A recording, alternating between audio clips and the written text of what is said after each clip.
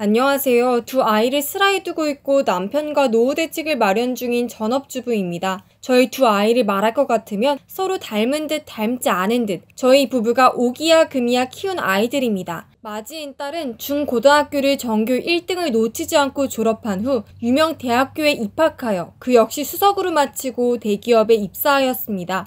딸아이는 어렸을 때부터 성장이 끝나 자기 자리를 잡을 때까지 한 번도 저희 부부 속을 썩이는 일이 없었습니다. 그야말로 모범세계의 정석이었죠. 학교 다닐 때에는 늘 반장을 도맡아 봉사도 했었고 따로 정기적으로 다니는 봉사기관이 있을 정도로 심성도 착했습니다. 어렸을 때부터 다녔던 시설에 아직도 다닐 만큼 착한 심성에 거짓이 하나도 없습니다. 막내인 아들도 마찬가지였습니다. 제 누나의 길을 따라가겠다며 어렸을 때부터 시키지 않아도 공부도 운동도 열심히 했죠. 누나만큼 성과가 나 지금은 공무원으로 일하고 있습니다. 어느 정도 컸을 때부터는 누나를 따라 봉사활동도 하고 있는 중입니다.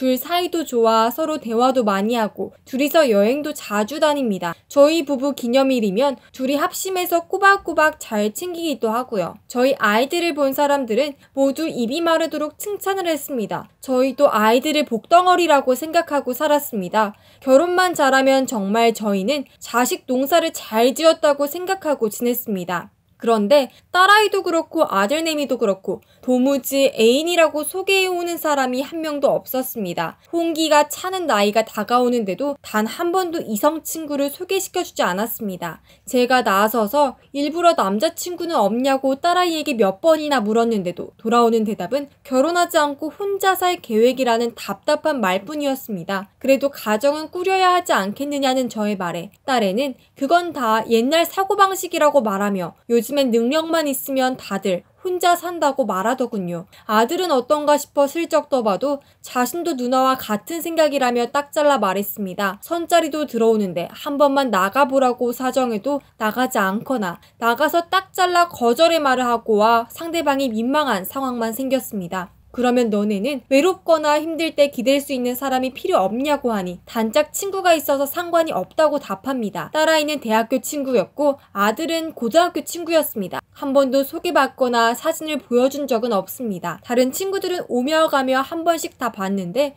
유독 그 친구들은 본 적이 없습니다. 그렇지만 이따금씩 그 친구라는 사람과 여행도 가고 전화통화하는 것도 들어 알아서 잘 지내겠거니 했습니다. 그렇게 시간이 지나면서 친구와도 별 다툼 없이 오래 관계를 지속해오는 것을 보며 사람과의 관계에도 빠지는 구석이 없는 것 같은데 대체 왜 이성 친구를 만나지 않은 것인지 참 답답할 따름이었습니다. 저도 모르게 아이들에게 조르게 되더라고요. 너희가 결혼해서 가정을 꾸리고 잘 사는 모습을 보고 싶다. 그게 아니라면 연애라도 한번 해봐라. 대시받은 적은 없냐? 엄마가 보기에 너는 완벽하다. 이런 말을 하며 아이들에게 좀 귀찮게 굴었습니다. 그러던 중 아이들이 만나는 이성 친구를 소개해주겠다며 자리를 만들었습니다. 너무나 기뻤죠. 얼마나 우애가 좋으면 비슷한 시기에 애인을 보여주냐고 우스갯소리도 했습니다. 소개받은 사람도 예의가 바르고 성품도 고와 보이기에 드디어 아이들이 자리를 잡아가는구나 싶어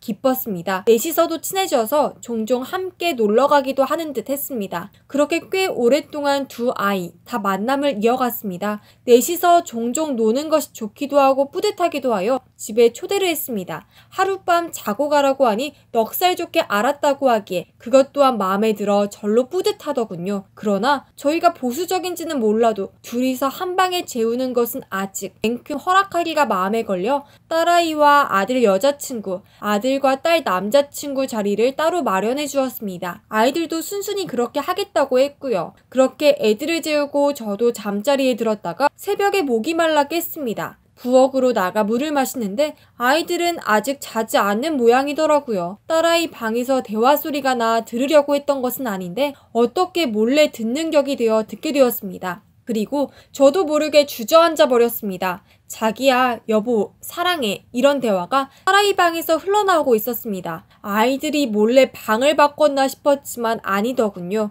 딸이 아들의 여자친구와 그렇게 애정어린 대화를 나누고 있었습니다. 너무 충격적이어서 아들의 방 앞으로 가니 마찬가지였습니다. 도저히 친구들이 할 수 없는 대화였어요. 일단 방으로 와 눕긴 했지만 잠이 오지 않았습니다. 이게 꿈인가 했습니다. 혼자 생각을 많이 했습니다. 인터넷으로도 찾아봤습니다. 아이들이 동성애자라는 것을 알게 됐습니다.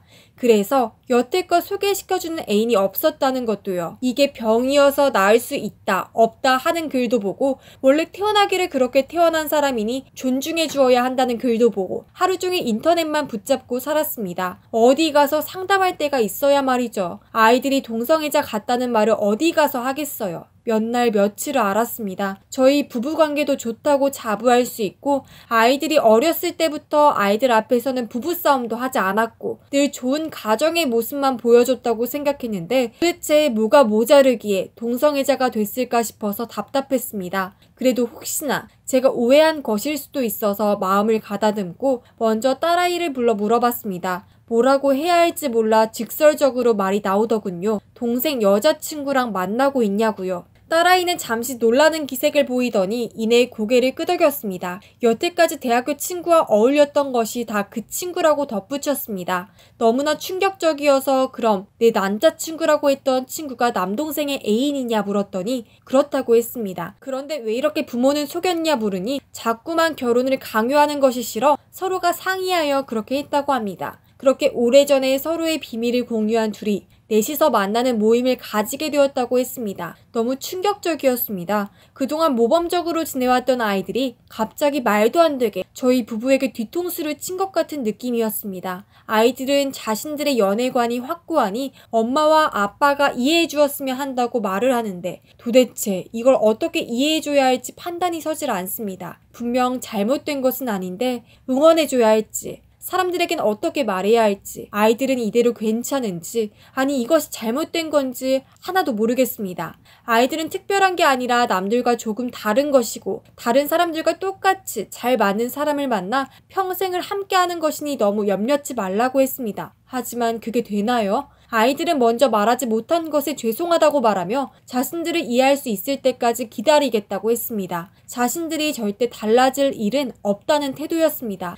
아이들이 너무나 완강하여 뭐라고 할 말도 없었습니다. 게다가 난생 처음 듣고 본 존재라 잘 알지도 못해 뭐라고 말할 수도 없었습니다. 동성애에 대해 책도 읽어보고 텔레비전에서 하는 강의도 듣고 나름대로 알아가려고 많이 노력했습니다. 동성애자를 아이로 둔 부모 모임에도 나가볼까 생각했습니다. 하지만 너무도 힘듭니다.